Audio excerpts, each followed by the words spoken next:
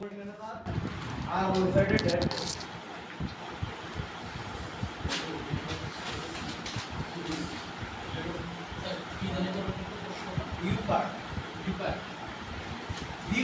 মানে হচ্ছে আমি যে প্রোডাক্টগুলো অ্যাড করলাম ওই প্রোডাক্টগুলো আমি এখন দেখবো আমি কোন কোন প্রোডাক্টগুলো অ্যাড করলাম ঠিক আছে হচ্ছে এটা মানে হচ্ছে ভিউ পার্ট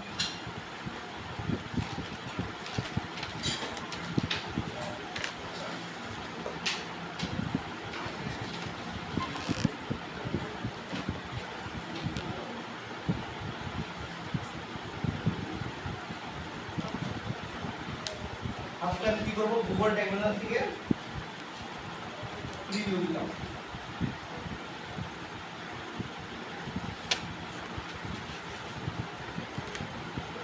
রিভিউতে এখান থেকে কালেক্ট বাটনে ক্লিক করব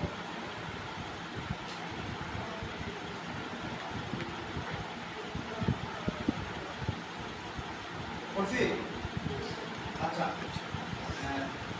অ্যাড টু কার্ট পর্যন্ত সবাই তো বুঝছে অ্যাড টু কার্ট পর্যন্ত কি হ্যাঁ আমার এখানে দেখেন 8টা প্রোডাক্ট অ্যাড টু কার্ট করা আছে না আছে নাকি নাই এখানে দেখেন 8টা প্রোডাক্ট এবার 8টা কিন্তু 8 ক্যাটাগরি প্রোডাক্ট হতে পারে ঠিক আছে যেমন আমি যদি আমার মনে করেন যে এই শুজ আমি কিনবো 2টা কিন্তু ক্যাটাগরি কয়টা একটা এক প্রোডাক্টের 2টা আমি জাস্ট কোয়ান্টিটি 2টা কিন্তু প্রোডাক্ট তো একটা এবারে এই প্রোডাক্টটা আমি একটা কিনবো ঠিক আছে তাহলে আমার টোটাল প্রোডাক্ট হলো কয়টা তিনটা কিন্তু ক্যাটাগরি হলো কয়টা দুইটা তাই না আচ্ছা এবারে আমি যখন অ্যাড টু কার্ট পর্যন্ত করছি তখন আমি কি করছি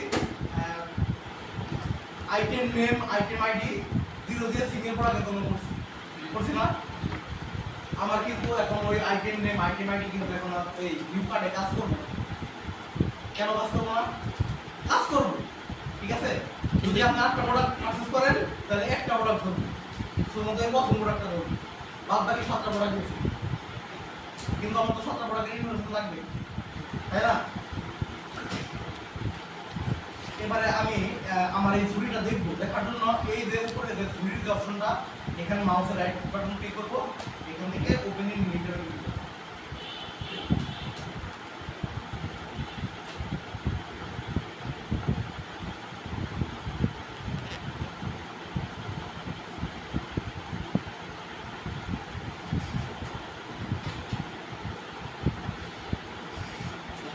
ওপেন ইন ইউটিউব ক্লিক করতে যাতে এখানে দেখেন কার্ড নামে একটা অপশন আছে না যখনই আমি এটা ওপেন ইন ইউটিউব দিছি সাথে সাথে ট্যাগ অ্যাসিস্ট্যান্টে ভিউ কার্ড নামে একটা অপশন চলে গেছে সামারিতে এর 14 নম্বর ফিচার আসছে না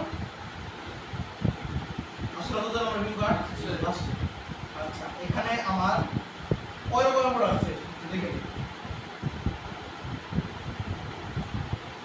1 2 3 4 5 6 7 রকমের 8টা প্রোডাক্ট আছে টোটাল তাই না এবার যদি আমি আইটেম নেম ওই আগেরটার মতো অ্যাড টু কার্টের মতো আইটেম নেমের জায়গায় টিএলবি আইটেম নেম দেই তারপরে কন্টেন্ট আইডির জায়গায় টিএলবি কন্টেন্ট আইডি দেই তাহলে শুধুমাত্র কিন্তু এই যে প্রথম যে প্রোডাক্টটা আছে এই প্রোডাক্ট ইনফরমেশনই ফেসবুকের কাছে যাবে বাদ বাকি যে 7টা প্রোডাক্ট আছে 7টা প্রোডাক্ট ইনফরমেশন যাবে না বুঝতে পারছেন এগুলো শুধু একটার জন্য আচ্ছা কিন্তু স্যার যদি স্যার আমি 5টা প্রোডাক্ট সিলেক্ট করলাম এর মধ্যে 2টা প্রোডাক্ট 3টা করে দিই সেই ক্ষেত্রে আমাদের অ্যাকাউন্ট করছি 0 দিয়ে সেই ক্ষেত্রে আমাদের আমি এটা বলতেছি আমার এখানে 8 ক্যাটাগরি প্রোডাক্ট আছে না 8 ক্যাটাগরির প্রোডাক্টে এখন যদি আমি এই আগেরটার মতো যেমন এই গুগল ট্যাগ ট্যাগ গেলাম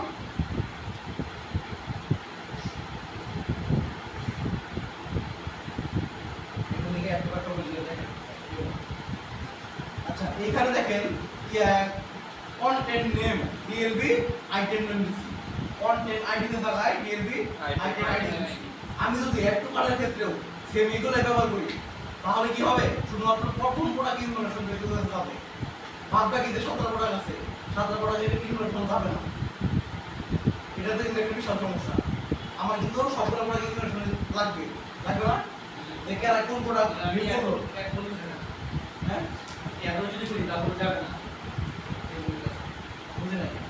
সিলেক্ট করলাম, চারটা প্রোডাক্ট সিলেক্ট করলাম, হ্যাঁ তারপরে যাবে না, একটা যাবে। একটা যাবে, কেন যাবে একটা?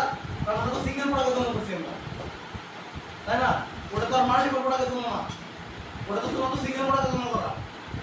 শুধুমাত্র প্রথম প্রোডাক্টে ইনভার্সন যাবে, নয় সিঙ্গেল প্রোডাক্ট ইনভার্সন যাবে, যেগুলো একটা প্রোডাক্টে ইনভার্সন যাবে এখানে।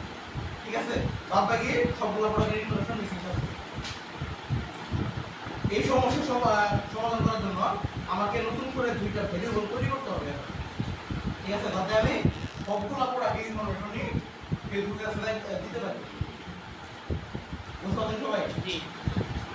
আর এখন ভেরিয়েবলটা কিভাবে তৈরি করব ওটা আগে দেখে নিই। তার আগে দেখে নিই আমি এখানে টোটাল হয়েছে কত আমার রিকোয়ার্ড হয়েছে কত টোটাল 1120 ইউএসডি ডলার। প্রোডাক্ট হচ্ছে 7 ক্যাটাগরির 8টা প্রোডাক্ট, তাই না? আমি যদি ব্যাক সিস্টেমে যাই, এখান থেকে আমি ভিউ কার্ডে ক্লিক করলাম, ভিউ কার্ডের আমি এপিআই কার্ডটা ওপেন করি। এই দেখেন এখানে 7 রকমের প্রোডাক্টেরই ইনফরমেশন এইখানে কিন্তু আছে, আছে না? এখানে সবগুলো প্রোডাক্টের ইনফরমেশন আছে।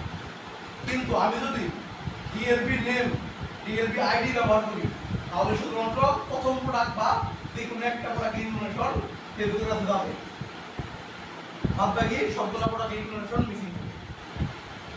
ঠিক আছে, এটা বলে ডাটা মিসম্যাচ, মানে ডাটা প্রপারলি কাজ করতেছে না।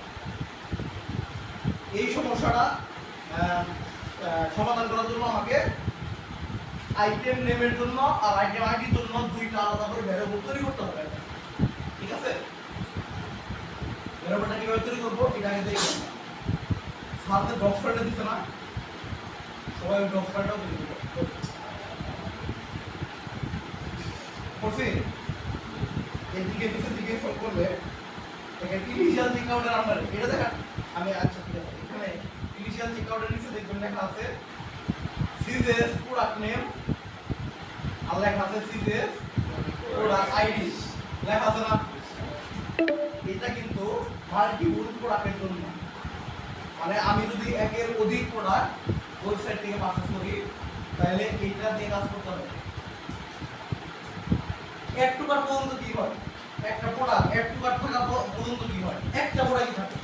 কোয়ান্টিটি থাকতে পারে, আপনি 100 প্রোডাক্ট একসাথে এক ক্যাটাগরি 100 প্রোডাক্ট একসাথে অ্যাড করতে পারবেন, তাই না? প্রোডাক্ট কিন্তু আমার ঘুরে ফিরে এক ক্যাটাগরি, বাকি প্রোডাক্ট আলাদা আলাদা ক্যাটাগরি। প্রোডাক্ট কিন্তু আমার এক ক্যাটাগরি প্রোডাক্ট, আমি অ্যাড টুকার করতেছি হয়তো 10টা প্রোডাক্ট, কোয়ান্টিটি আমার 10টা, কিন্তু প্রোডাক্ট ক্যাটাগরি একটা। এর জন্য তখন ওই সিঙ্গেল ভ্যালু থেকে আসতে হবে। কিন্তু যখন আমি ভিউ আইটেম আসছি তখন আমার ক্যাটাগরি হয়ে গেছে 7টা, তখন কিন্তু ওই সিঙ্গেল ভ্যালুটা কাজ করবো। বুঝতে পারছেন সবাই? বুঝেন নাকি?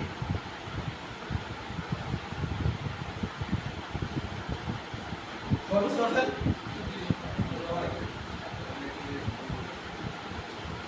আর এই সমস্যার সম্মুখীন করার জন্য আমাকে দুইটা ভেরিয়েবল তৈরি করতে হবে। একটা হচ্ছে প্রোডাক্ট নেম, যেটা আমি বসাবো কন্টেন্ট নেমে, আর একটা তৈরি করতে হবে প্রোডাক্ট আইডি, যেটা আমি বসাবো কন্টেন্ট আইডি এর ভিতরে। ঠিক আছে, যদি এটা বসাই তাহলে সবগুলো প্রোডাক্ট ইনফরমেশনে ফেসবুকে আসতে হবে। ঠিক আছে,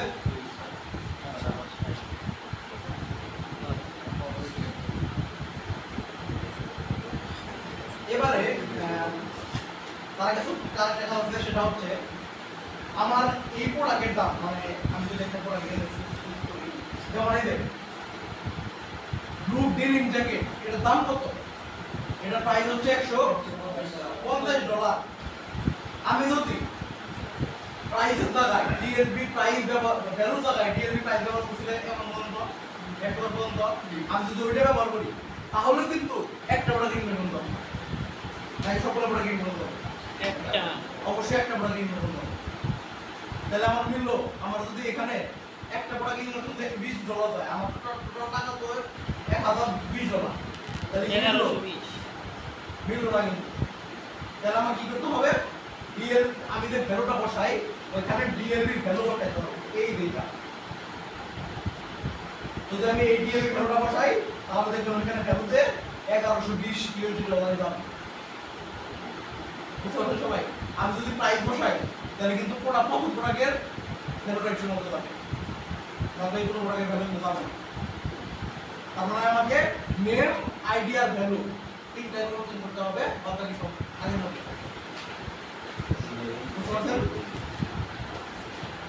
সবাই হচ্ছে ইনিশিয়াল চেকআউট আছে না, এটার ধরে নেন হচ্ছে ভিউ কার্ড, এটা ফলো করে।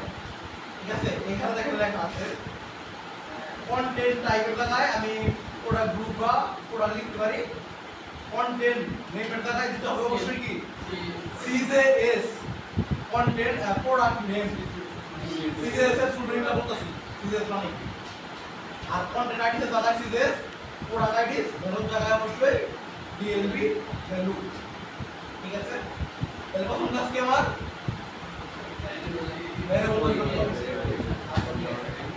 একদম এইখান থেকে, ঠিক আছে, এই বক্সটা ডবল করে এই যে সিজেএস প্রোডাক্ট নেম আছে না, এটা দেখেন ইজি এন্ড আপডেটেড যে মেথডটা আছে, এই মেথডটা সবাই ইউজ করবে। ওর মেথডটা ইউজ করেন না, এটা ভালো কাজ করে না। ঠিক আছে, এখান থেকে জাস্ট একদম উপর থেকে টানতে এই বন্ধ করে দেব। সিলেক্ট করছি, এবার কন্ট্রোল সি দিয়ে আমি কপি করছি। বাস কি ঠিক হতে হবে না, বাস এতটুকু কপি করছি। এবার চলে যাবো গুগল ট্যাগ ম্যানেজারে, এখান থেকে চলে যাবো ভ্যারিয়েবল।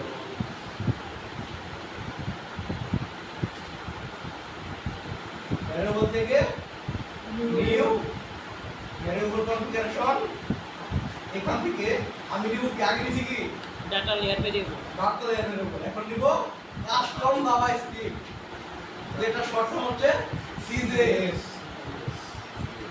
ঠিক আছে, আমি এখন নিব কাস্টম জাভা স্ক্রিপ্ট। এই ডাটা লেয়ার ভ্যারিয়েবলের উপরে দেখেন কাস্টম জাভা স্ক্রিপ্ট নামে একটা অপশন আছে না, আমি ক্লিক করলাম, করছি। এবারে বলতেছে আমার ওই স্ক্রিপ্টটা লিখতে, এখানে আমি যেটা কপি করছি ওটা আমি এখানে পেস্ট করে দিলাম। বুঝছি, ওটা আমি করছি না। এই দেখেন এইখানে আইটেম নেম মেনশন করে দিতে হবে, দিছে না? এখানে দেখেন আইটেম নেম মেনশন করে দিছে। এটার আমি নাম দিব সিজেএস প্রোডাক্ট দিয়ে আমি এটা সেভ করব। করছি, আমি আমার কিন্তু প্রোডাক্ট নেমের জন্য ভেরিয়েবল তৈরি করা দাম, তাই না? আরেকবার আইডিতে দেখেন, প্রোডাক্ট নেমের জন্য আমি ভেরিয়েবল তৈরি করে ফেলছি। এবার আমার প্রোডাক্ট আইডির জন্য তৈরি করতে হবে। সেভ প্রসেসে আমি চলে যাব, এই ডক্স ফাইলে উপরেরটা হচ্ছে নেম, নিচে স্ক্রল করলেই দেখতে পারবেন সিজেএস প্রোডাক্ট আইডি তো আছে।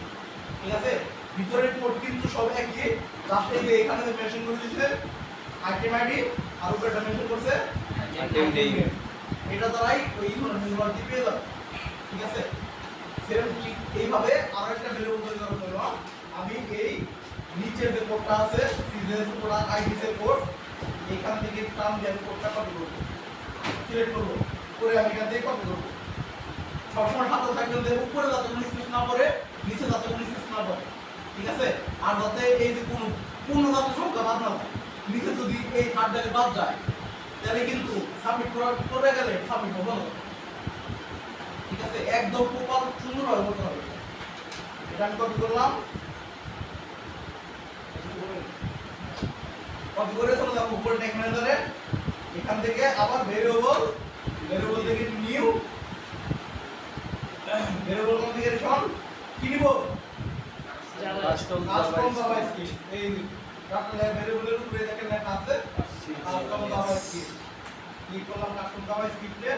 এখানে আমি সুন্দর করে যেটা কন্ট্রোলটা পেস্ট করে দিলাম, করছি। এই দেখেন 19 নাম্বার সিরিয়ালে কিন্তু শেষ, তিনটা থেকে কিন্তু নিচে যাব, কিন্তু আমি স্পেসটা রাখবো না। ঠিক আছে, স্পেস দিয়েও কাজ করে, কিন্তু মাঝে মাঝে ঝামেলা করে। এটা কিন্তু খুব সেনসিটিভ বিষয়, মানে আমি বুঝতে পারবেন না যে কোথায় বলছে, এটা খুঁজে কোথায় করতে হবে। তো সবসময় চেষ্টা করবেন যে কোনো স্পেস না রাখার, উপরেও কিন্তু কোনো স্পেস এখন নাই। এটার নাম দিব সিজেএস, মানে custom Java script product ID দিয়ে সেভ করলাম। করছি, সবাই এখন এই ভিডিও করব। আপনাদের দেখাই, প্রোডাক্ট দেখাই করে